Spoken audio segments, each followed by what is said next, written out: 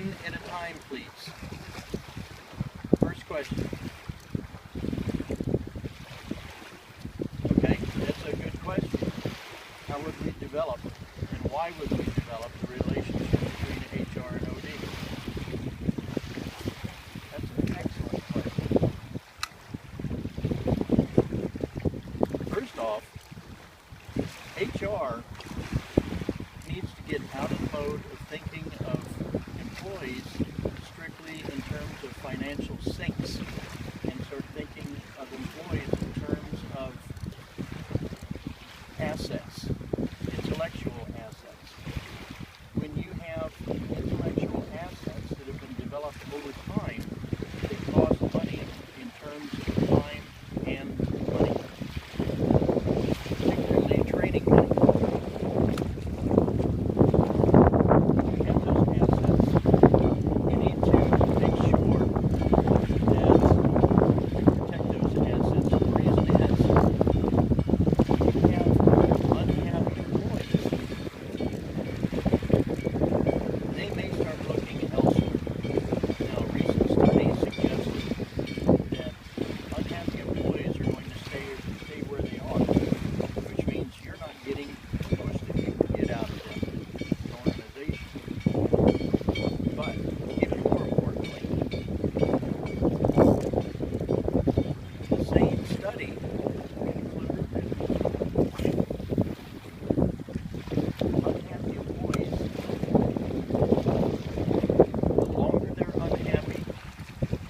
Chances that you're going to have to terminate that employee rather than have him steal from you or something else. Keep that from happening. HR needs to approach that subject as soon as they find out about it, as soon as management comes to them.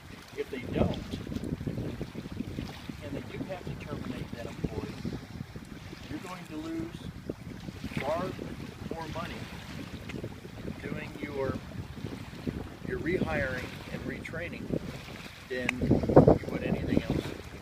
The reason is your employees are your greatest asset, your greatest intellectual asset. You not only train them, they not only have all the knowledge from their experiences, but they also have knowledge of your business model. They have knowledge of your branding.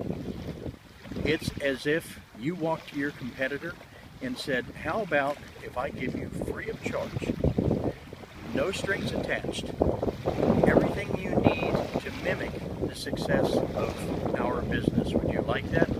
Well, of course, they would be stupid not to. When you get rid of a valued employee who at one time was highly productive, in essence, you're doing nothing more than just that. You're giving your competition a leg up because there are sharks in the water. And those sharks, in the form of headhunters, are cruising just waiting for these guys to surface. And when they do surface, of course, they're going to pounce on them and they're going to go directly to your competitor, who will offer them a really nice bonus for signing on. Why? They have your business model, they have your branding, and they have the information that you have paid so dearly for, and they get it for free. Instead, why not keep your intellectual assets, develop those intellectual assets into happy, productive